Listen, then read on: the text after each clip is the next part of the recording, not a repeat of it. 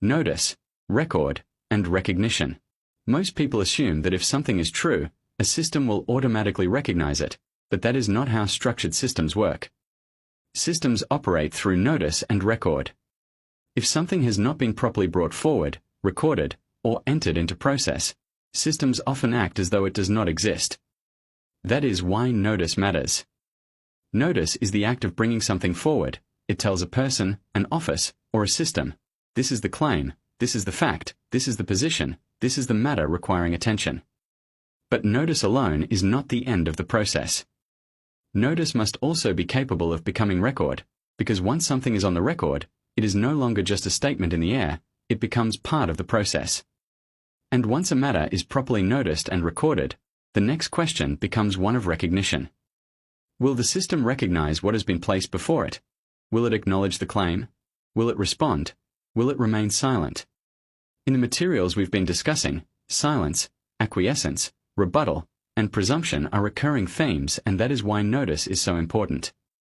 Because systems do not usually respond to what is merely thought, believed, or felt, they respond to what is noticed and recorded. A notice creates awareness, a declaration creates record, a response creates recognition.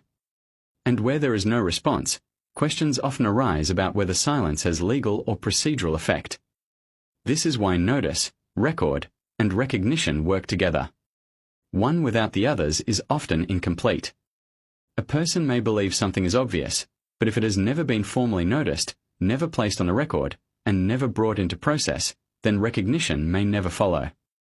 That is how many people misunderstand systems. They assume truth alone is enough. But in structured systems, truth must often be brought forward, recorded, and made capable of recognition. And once you understand that, you begin to understand why notices matter, declarations matter, affidavits matter, filings matter, and record matters. Because recognition rarely happens in a vacuum. It usually follows notice and record.